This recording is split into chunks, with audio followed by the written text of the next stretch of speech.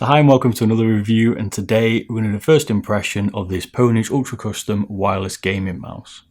So this review is going to be very light touch at the minute and go over a few pros and cons. If you want to see a full detail of things like latency tests, glide tests, size, dimensions, everything like that, that will be my other review, which comes later on once I've had time to play with the mouse and fully test it.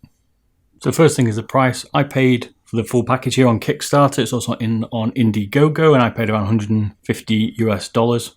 You can also now buy it for $89 US, but you don't get all these attachable shell here for these different colors, but you certainly get the basic mouse and some covers to start you off on. So this mouse is certainly in the premium area. This isn't a budget mouse, but it is offering a ultralight shell here with a wireless connectivity, which not many people are doing at the moment. In fact, in the ergo shape here, this is the first company I've seen actually doing this. So we're going to start with the cons and then we'll finish on the pros here.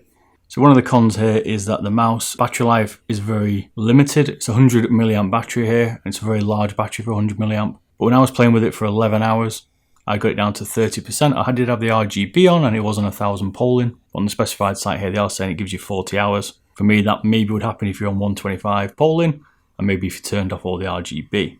You can certainly get a day's worth of gaming out of it, but for me, the battery life was a little bit weak here, given the size of the battery here, which is very large for 100 milliamp, as I've already said. I would have expected some better performance.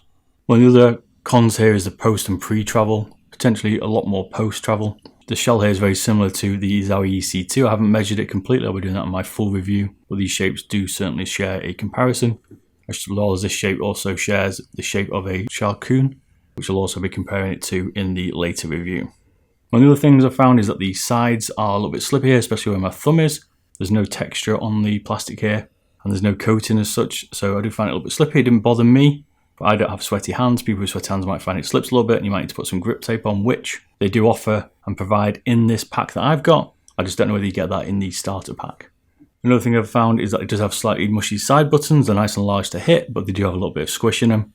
Again, that could be down to personal preference, but for me, they certainly share something in with the Zowie here, where they are struggling to get the resistance on the side buttons. The only other thing people might find an issue, and I personally didn't, is the DPI button is behind a scroll wheel here. People might accidentally press because it is quite large, although I do like the way it's concaved.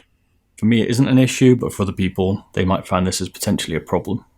So not always bad here. I don't want to beat up on this mouse because it is actually quite good. I like to give people the cons here first, and then we'll finish on the pros. And one of the pros here is this thing is built really, really well. It's really strong. Can't find any squeaks, rattles. Maybe a little bit of an issue on the buttons fit onto the back of the shell because they're interchangeable. But other than that, I don't really find any problem here with the build quality, which is good to see. If you've been following up my videos, one of the things I've been trying to say here is people need to release more colours for mice. The custom gaming peripheral market is going crazy for colours, has been doing for a while for people's setups, and no mice company really provide any of those. Logitech have done some custom ones and they're not cheap, but it's good here to see here from Pwnage. They are offering that and all these different shell combinations here, and I'm sure they'll bring out more for the right colours or mix and match for your setup, and that's cool, man. I like that idea. You might think it's really hard to do, but it's not. It just requires a little bit of clipping here and there. There's some rear magnets inside the Pwnage here that make it easy to disconnect. The front buttons also then disconnect as well, and the way they've constructed this to be able to change it is really, really good. Battery takes around an hour to charge. I like here also how they're using USB-C. A lot of the other mice that are still using micro USB. The front cable is detachable. It comes with a braided charging cable, and again, it's good to see it's got a flexible charging cable here. Things like the Logitech G Pro Wireless have really rigid braided cables on something like the 703, or the G Pro Wireless has got a rubber one, again, really rigid. Really annoying to play when the battery's going flat, so good to see here they've added this kind of not a power cord, it's a bit like the Speed Flex on Razer Vipers, that kind of cable which has some flex, certainly easy enough to play with when your battery's running flat. Another good thing here is the skates. It's got really, really good skates. I like the glide on these. Could have been a little bit bigger. It'll be interesting to see how they're doing the glide test in the other video I'm going to do. But overall, the feel of the glide when I was playing Rainbow Six on my stream on Friday, getting a good feel for it. I had no issues with this on my Helios whatsoever. Onto the sensor, this is using a 3335 sensor here. A lot of people have been having problems with the lower end sensors for lift-off distance. This one is less than 1 DVD from what I can tell. It's got really low lift-off distance. Again, we'll test that properly. But you're not getting any problems here with high lift-off. This sensor is pretty good. I had no issues with spin-outs, no issues with the tracking. It's a nice sensor, this one. Overall, the shape for my hand, I'm using an 18 by 9 centimeter hand.